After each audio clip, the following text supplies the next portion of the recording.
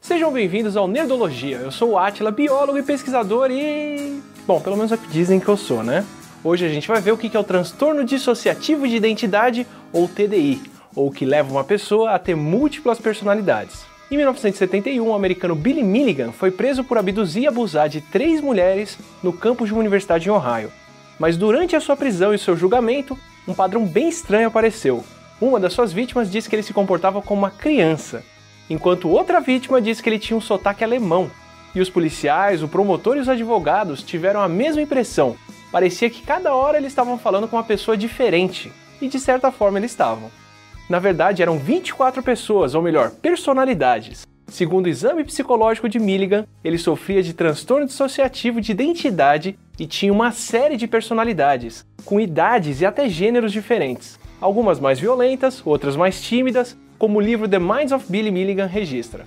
Mas entre todas as identidades, como Bruce Hood conta em The Self-Illusion, uma delas, uma mulher chamada Adala, assumiu os crimes. Nem o próprio Billy, nem as outras personalidades tinham memória dos eventos de acordo com ele. Tanto que o veredito foi que o Billy não podia ser responsabilizado pelos crimes, e ao invés de ir para a prisão, ele acabou sendo internado em hospitais psiquiátricos. Quem reconhece o transtorno dissociativo de identidade normalmente atribui a causa a traumas de infância, como a defesa de Billy Milligan, que alegou que no caso dele ele era órfão de pai e abusado pelo padrasto aos 8 anos de idade. Em uma situação de estresse extremo, ou um acidente ou uma guerra, não é raro passarmos por uma dissociação, como se não fôssemos nós que estamos passando pela situação. Quando vivenciamos, por exemplo, um assalto ou um acidente, como se outra pessoa estivesse passando por aquilo e não nós mesmos.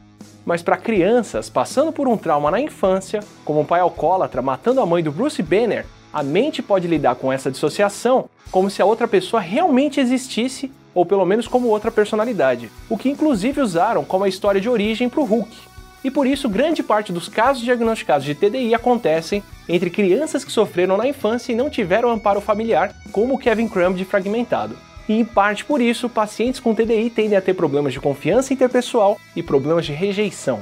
Quem testou a memória de pacientes com múltiplas personalidades viu que quanto mais particular de uma personalidade é uma memória, mais compartimentalizada ela tende a ser. Já memórias neutras, como palavras aprendidas, são lembradas por todas as personalidades. Então a memória de uma briga com Abominação seria provavelmente exclusiva do Hulk, enquanto o conhecimento de física nuclear é exclusivo do Bruce Banner. Mas se o Banner aprendesse uma nova língua, o Hulk provavelmente entenderia. E uma das explicações para memórias guardadas em uma só personalidade é a proteção contra traumas. Pacientes com estresse pós-traumático que passaram por experiências muito graves tendem a perder áreas do cérebro ligadas à emoção e memória, como o hipocampo e a amígdala. Enquanto pacientes com personalidades múltiplas, mas sem o estresse pós-traumático, não têm essa perda. Tanto que a troca de personalidades é comum em situações ameaçadoras, quando a personalidade que consegue lidar melhor com a situação emerge, já que a identidade original tende a ser mais passiva e dependente, uma versão mental do que a gente sempre espera que a Sam ou Wolfgang façam em Sense8. E pode acontecer de uma das personalidades assumir o controle por mais tempo do que a identidade original, tanto que as pessoas que sofrem do transtorno podem não registrar nem tempo, nem memórias bem. Vide as memórias soltas do Ed Norton em Clube da Luta. Isso, claro, segundo quem acredita nas personalidades múltiplas, o que nem de longe é consenso. Para muitos, as diferentes personalidades são mais um jeito de escapar da culpa em tribunais, como foi o caso do Billy, do que um distúrbio real. Em 1988, por exemplo, o psicólogo Paul Dell entrevistou colegas de profissão e descobriu que 80% deles tinham recebido reações negativas de moderadas a extremas por outros da área quando manifestaram interesse por personalidades múltiplas. Como a maioria dos diagnósticos de TDI foram feitos pelas mesmas pessoas, se questiona se não são esses terapeutas interpretando casos como TDI quando não eram.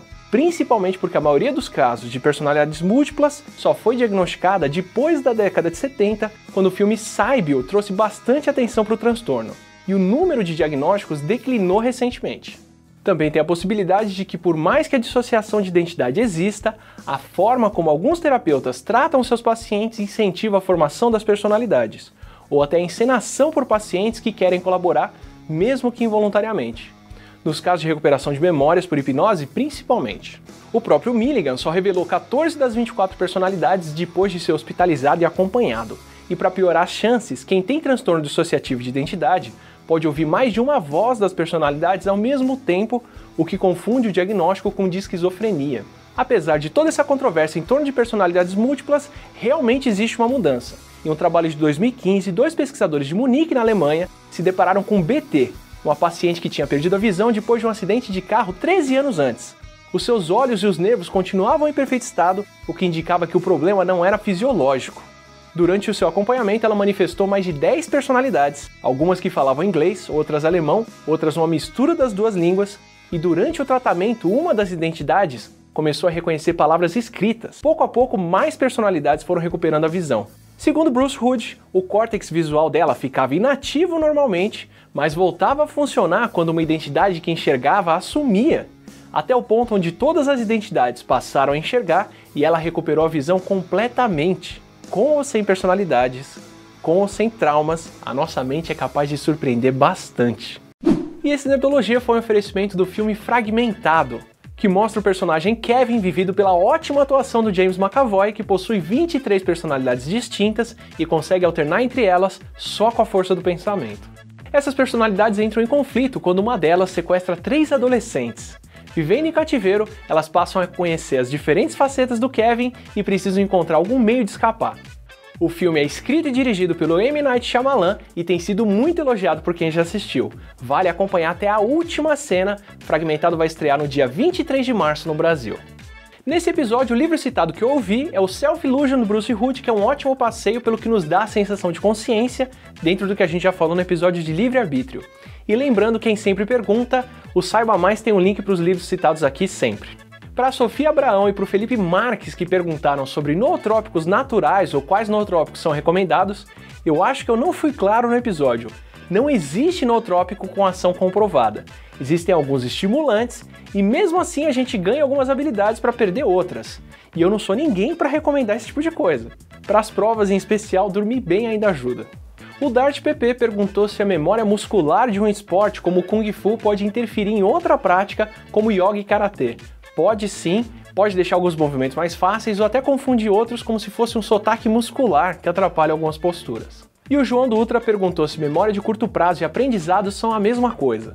Não são, e um paciente muito famoso chamado HM ilustra isso bem. Como eu expliquei no Nerdologia de Memória, ele não formava memórias de longo prazo e vivia no presente, mais ou menos como no filme Amnésia, mas ainda assim ele conseguia aprender novas habilidades.